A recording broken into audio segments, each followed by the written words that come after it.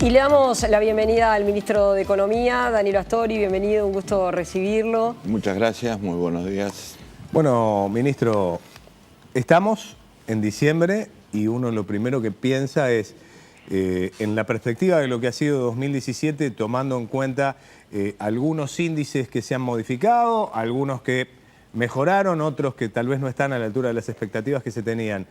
¿Cuál es el primer balance que hace de este año que de alguna manera en los 5 años de un periodo es un año fundamental? Porque uno ya sabe que 2018 y 2019 son años en donde el país comienza a poner la mirada ya en las elecciones. Bueno, hemos tenido cosas buenas, sin duda, que voy a mencionar a título de ejemplo, y también temas sobre los cuales tenemos que avanzar. En primer lugar, en 2017 Uruguay retomó niveles de crecimiento más importantes y se acercó en alguna medida a los del pasado. No olviden ustedes que arrancamos en un primer trimestre de este año con un 4,3% de crecimiento, lo cual hacía tiempo que Uruguay no lograba, porque en 2015 y en 2016 fueron años de enlentecimiento.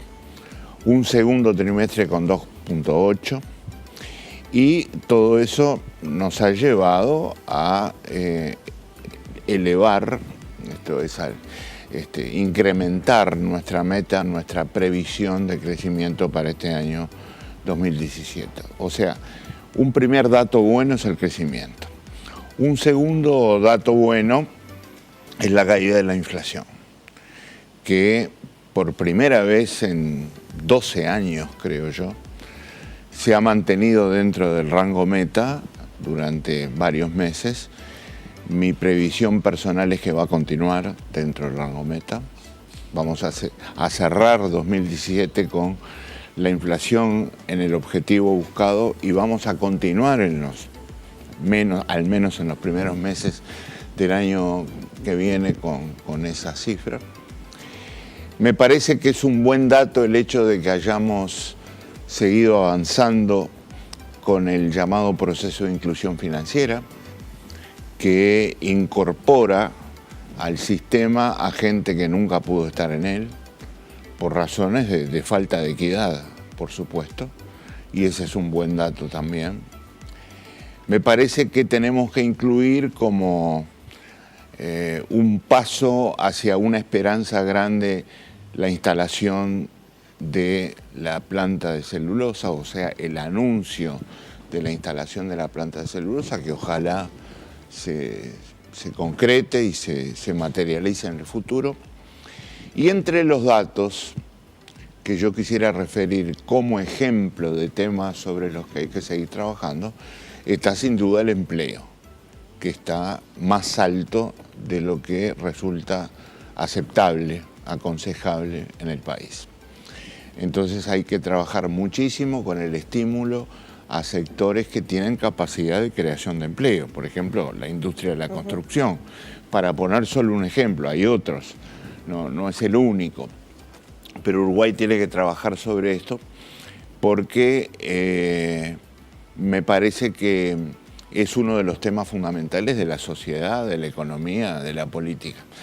¿Y usted por qué cree que se da este fenómeno? ¿Cuáles son las explicaciones para decir, bueno, la economía crece, la inflación baja, pero el empleo, por un lado uno piensa la calidad del empleo, el nivel de los salarios y también la falta de empleo en un marco de crecimiento económico, ¿no? Bueno, justamente porque los sectores que tienen mayor capacidad de creación de trabajo, y el ejemplo que puse creo que es el más importante, han tenido problemas de crecimiento respecto al pasado. Dicho de otra manera, han crecido más los sectores que tienen menos impacto sobre el empleo. Entonces, bueno, Uruguay sigue teniendo cifras de empleo muy superiores a los del pasado, pero son cifras que no llenan las esperanzas de quienes queremos, de alguna manera, arribar a resultados mejores. Y por eso hay que trabajar mucho, ¿verdad? sobre todo en la modernización de la política de incentivos a la inversión. Y ya que fue mencionado, el principal ejemplo que tomo es el de la cantidad y la calidad del empleo.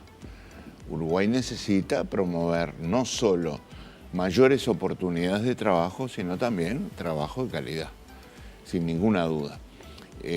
Hay sectores donde el trabajo intrínsecamente es de calidad. Por ejemplo, los servicios globales, tecnología de la información, producción audiovisual. Uruguay está teniendo cifras muy importantes en esos sectores en materia de actividad. Y los pongo como ejemplo de generadores de empleo de calidad. Entonces hay que modernizar, actualizar la política de estímulos a la inversión, haciendo que se premie sobre todo el esfuerzo que crea empleo, no solo en cantidad, sino también en calidad. Ministro, bueno, por estas horas usted ha hablado bastante, también con los informativos de TNU, sobre el tema de los cincuentones. Esta mañana en el semanario Búsqueda se señala que las aseguradoras privadas, las AFAPs privadas, que están preocupadas con la pérdida de su rentabilidad. Incluso se menciona allí en particular la empresa Sura, que es una empresa de capitales extranjeros, que señala que hay un cambio, que con esta iniciativa del Frente Amplio, del gobierno, hay un cambio en las reglas de juego que impacta en su negocio.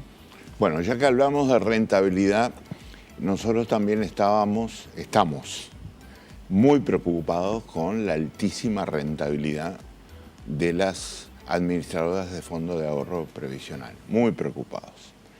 Nunca habíamos dado un paso en este sentido, pero yo quiero decirles que tenemos una administradora pública, que es la más importante en el mercado, tiene República FAP. Casi la mitad del mercado. Ahí sus accionistas principales son el Banco de la República, el Banco de Seguros del Estado y el Banco de Previsión Social.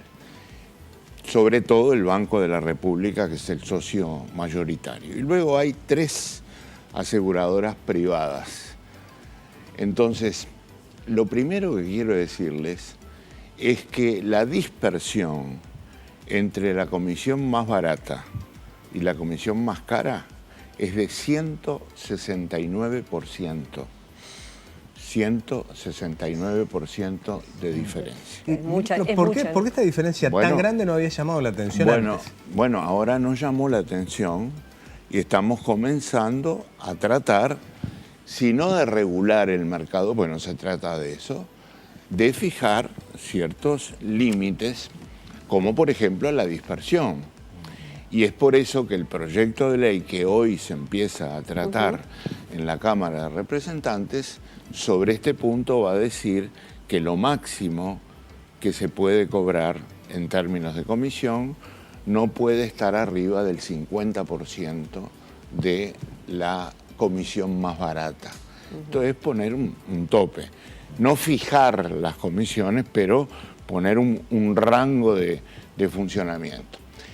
Quiero decir que las rentabilidades, de acuerdo con la información que nosotros tenemos, son altísimas, altísimas, con una situación patrimonial que es muy firme, que es muy sólida, por supuesto a partir de la rentabilidad alta que tienen, que eso hace que no se pueda experimentar ningún temor respecto a su capacidad de inversión, a su capacidad de funcionamiento.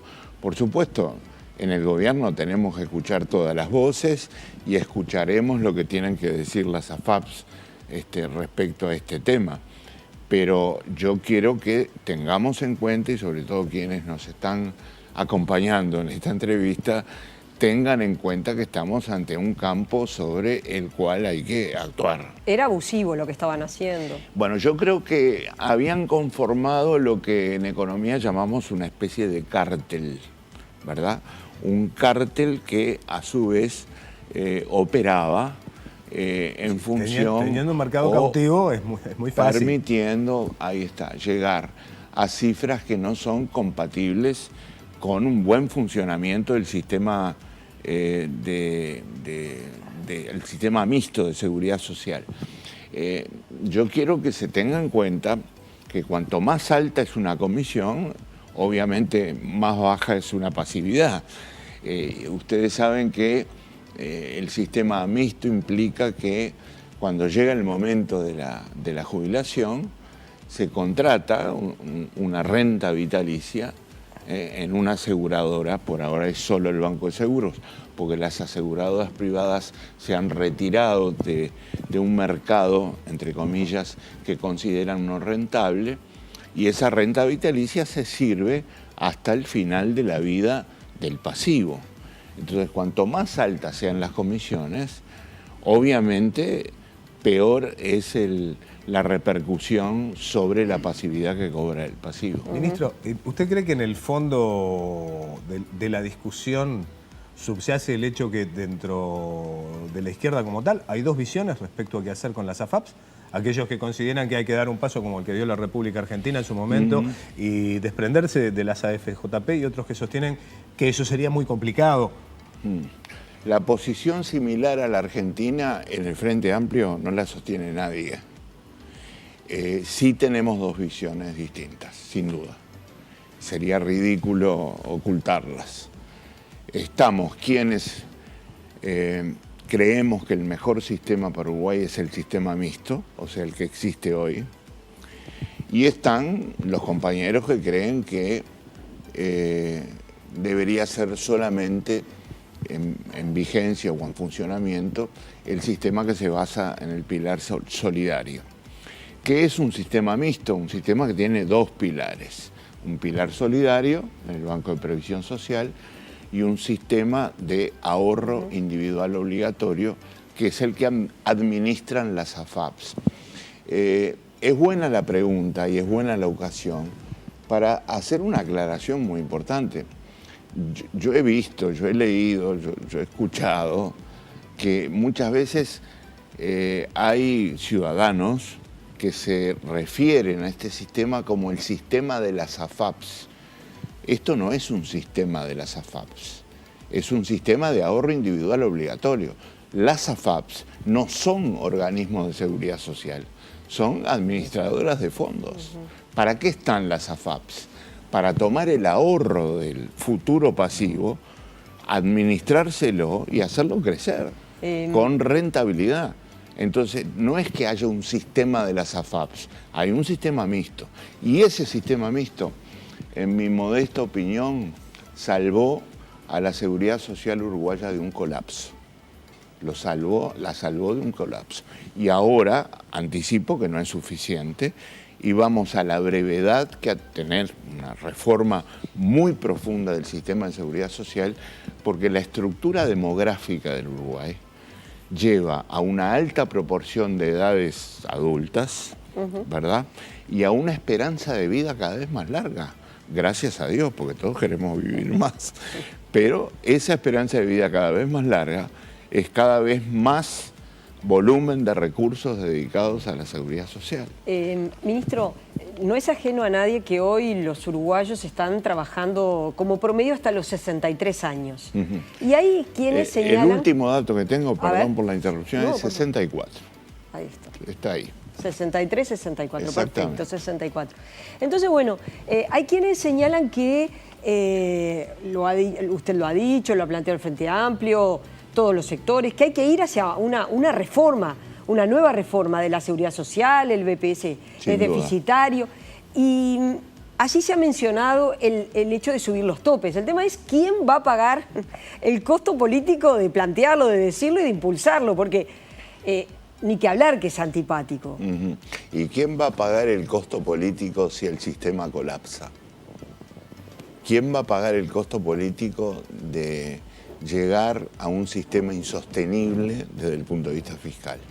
Eso es lo que tenemos que impedir, y se impide asumiendo el problema como se debe asumir, con seriedad, con profundidad, y corrigiéndolo. Cuando yo digo corrigiéndolo, me refiero a los grandes parámetros de un sistema de seguridad social, que es la edad de retiro, el haber de retiro, la tasa de reemplazo, que es el cociente o proporción entre el salario en actividad y la pasividad, ¿verdad? Entonces todo eso tiene que ser reexaminado. ¿Uruguay está a tiempo de hacerlo? Sí, está a tiempo. Está gastando muchísimo en seguridad social, pero está a tiempo de hacerlo. Antes de pasar a eso, déjenme decirles cuánto estamos gastando en seguridad social, que es un gasto absolutamente obligatorio para un gobierno, porque las pasividades hay que pagarlas. Es lo que en economía llamamos el gasto endógeno, el gasto que hay que hacer sí o sí. No se puede discutir si se hace el gasto, hay que hacerlo. El problema es pensar que sea posible hacia el futuro. En este momento, la asistencia al Banco de Previsión Social son 600 millones de dólares al año. Pero junto con esos 600 millones van 7 puntos del IVA. Cada punto del IVA son 200 millones. Quiere decir que 7 puntos del IVA volcados al Banco de Previsión Social son 1.400 millones de dólares que sumados a los 600 de asistencia son 2.000 millones de dólares. Y además se vuelca al BPS el llamado IAS, que es el impuesto de asistencia a la seguridad social, que sustituyó el impuesto a la renta de los pasivos, ¿verdad? ¿Cometió un error la izquierda cuando entonces amplió la cobertura de seguridad social en el tamaño que la amplió, tomando en cuenta que eso, más tarde o más temprano, se tiene que pagar siempre? Estamos hablando del año 2008. Claro. En 2008 se flexibilizó aún más el sistema de seguridad social. Se flexibilizaron los parámetros que yo acabo de mencionar. Se bajó de 35 años nuevamente a 30. El gasto aumentó. Entonces estamos en 2.000 millones de dólares, todo sumado, más el IAS, cuya recaudación en este momento no recuerdo, pero no nos olvidemos que estamos volcando entre 400 y 500 millones de dólares más a las pasividades militares. Entonces urge una reforma de la caja militar, no dentro de unos años. Hay que hacerla ya, ahora. Y espero como uruguayo que el Parlamento trate rápidamente este tema. Porque aún no la empezó a tratar la reforma de la caja militar. Esa reforma. El diputado Gustavo Penades del Partido Nacional decía que en realidad el gobierno, el Frente Amplio, empieza por el final, que se debió concebir una reforma de las Fuerzas Armadas en su conjunto y que este impuesto que se plantea es recaudar una cifra muy irrisoria de unos 40 millones de dólares. Es decir, el gobierno, el Frente Amplio, se genera un problema por 40 millones de dólares. Es decir, que es algo, según señalaba, muy por debajo de lo que en realidad se necesita si el déficit son estos que estamos hablando de 400 millones de dólares por año. Bueno, separemos dos cosas que son distintas, que no son lo mismo. Por un lado está la reforma de las pasividades militares. Los servicios de retiro, todo, ahí está. Todo. Haber de retiro, edad de retiro. Y otra cosa es la caja. Los grados a los que se accede cuando se retira. La verdad es que comparada con la estructura de la pasividad civil, la pasividad militar es una pasividad privilegiada, absolutamente, desde el punto de vista de cómo se manejan las cifras y cuál es el destino de las mismas. Entonces, hasta por razones de equidad, de justicia, es fundamental, y no solo razones fiscales, es fundamental hacer la reforma, perdón.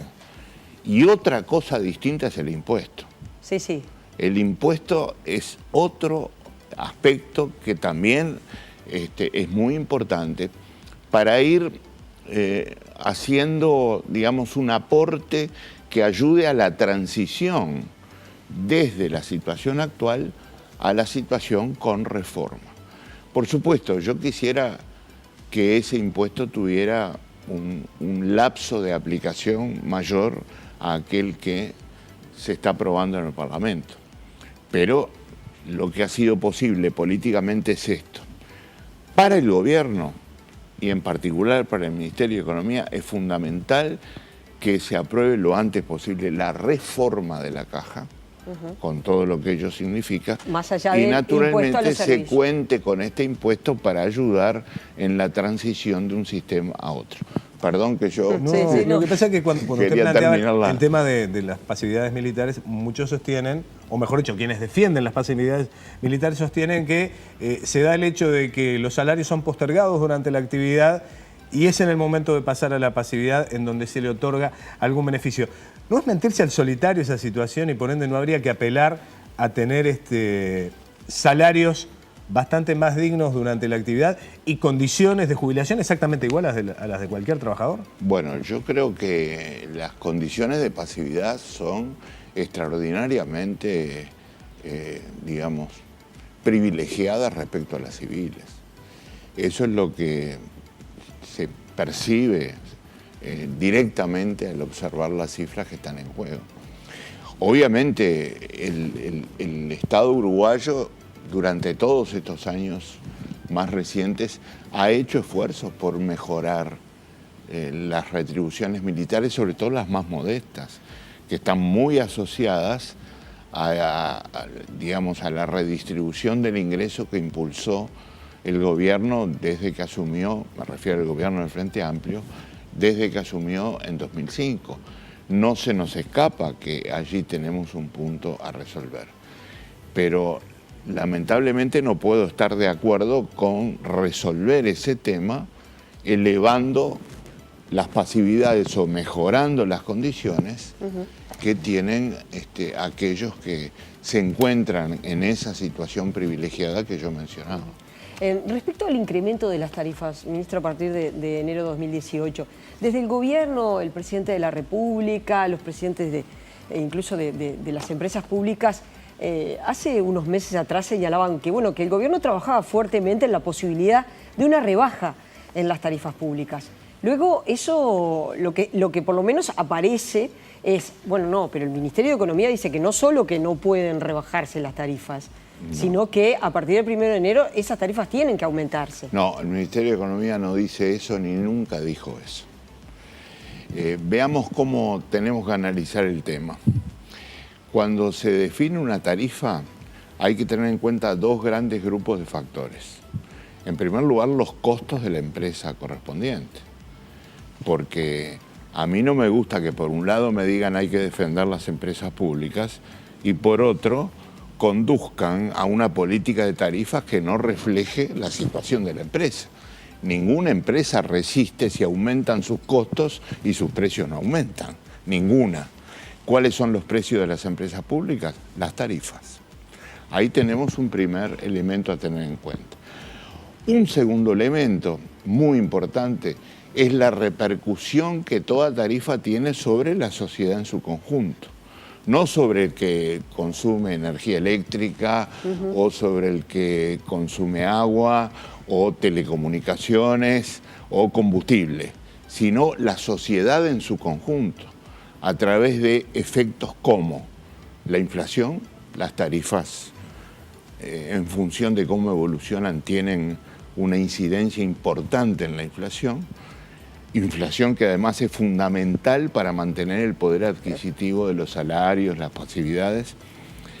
Y el otro gran efecto que es el fiscal, que también influye y pesa sobre la sociedad en su conjunto, porque cuando el país tiene desequilibradas sus cuentas públicas, se endeuda.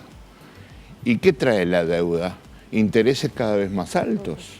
¿Y por qué se planteó entonces en un determinado momento que podían bajar? Vamos a terminar la respuesta, perdón. Entonces, a través de un impacto fiscal negativo, también se influye negativamente sobre la población. Teniendo en cuenta todo esto, nosotros tenemos que analizar la evolución de las tarifas en relación a aspectos fundamentales como la inflación, como la evolución de los salarios y de las pasividades. Y yo les puedo asegurar, ahora me voy a referir a esta última definición de enero, que en los últimos años las tarifas consideradas en su conjunto han bajado por debajo, han evolucionado por debajo de la inflación y muy por debajo de la evolución de los salarios y las pasividades. ¿Qué quiere decir esto? que en términos reales las tarifas no solo no crecieron en términos generales, sino que descendieron, ¿verdad? ¿Qué pasó en enero o para enero próximo? Hemos resuelto diversas situaciones. Por ejemplo, OCE y Antel van a elevar sus tarifas exactamente igual a la inflación, 6.4%. ¿Qué quiere decir esto? Que en términos reales de poder adquisitivo, esas tarifas no aumentaron. Y ese 6.4% es inferior a la evolución de los salarios, muy inferior a la evolución de los salarios. Entonces, no podemos analizar la evolución de las tarifas independientemente de otras variables económicas. Y en el caso de ANCAP, que lo dejo aparte, estamos haciendo dos cosas. Primero, cumpliendo con el objetivo de darle prioridad al gasoil respecto a la nafta, ¿verdad?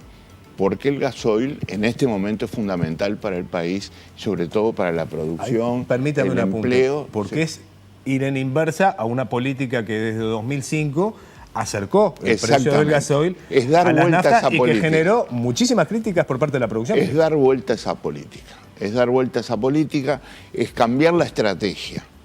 Ahora el tema prioritario es el gasoil, por lo tanto vamos a darle prioridad ahí. ¿Y qué hicimos? Ustedes habrán visto cómo está aumentando el precio del petróleo. ANCAP no puede ignorar el aumento del precio de su principal insumo. Los críticos dicen que ignoró la baja. No puede ignorar el crecimiento de su principal insumo, que hasta ahora, y ojalá se detenga, ha venido teniendo una tendencia creciente.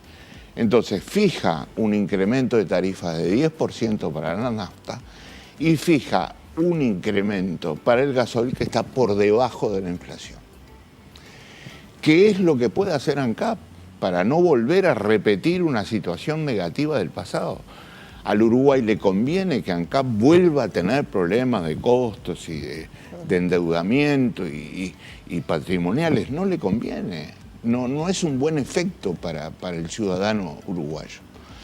Entonces, en conjunto, la última definición de tarifas ha tenido en cuenta, ha procurado tener en cuenta en su conjunto todos estos factores. Ministro, gracias por haber venido, ha sido un gusto. Nos quedamos con la del final. Sí, nos quedamos con mucha. La política. ¿Va a renunciar en 2018, ministro? ¿Perdón? ¿Va a renunciar en 2018? No tengo idea todavía. Uno se imagina que viene la siesta del verano, las reuniones políticas y las evaluaciones. van a venir en 2018. No, yo les quiero pedir a ustedes disculpas por algunas respuestas largas. No, pero ustedes me plantean temas que tienen varios. A veces los periodistas preguntamos desde que la Tierra se enfrió para adelante y pedimos que se sea breve. Sabemos que es así. ¿Se prepara el país para llegar a un 6% para la educación? Bueno, vamos hacia esa meta. No va a estar fácil llegar a ella. El programa del Frente Amplio dice que vayamos tendiendo hacia esa meta. Es lo que vamos a hacer, sin duda. Vamos a cumplir con ese programa. Pero ¿cuándo vamos a llegar al 6%? Sinceramente, no lo sé. ¿Y al 2,5 de déficit fiscal? Menos todavía. Y al 2,5, que es una meta que seguimos manteniendo firme. ¿Tiene mayor expectativa en esa que en el del 6% para la educación? No, es que tengo que trabajar para que el 2,5 se cumpla. Se cumpla en este periodo. El programa que tenemos en el gobierno es que el 2,5 hay que alcanzarlo en 2019. El programa que tenemos respecto a la educación es que hay que ir tendiendo, sin fecha, no tiene fecha, hacia el 6% de la educación.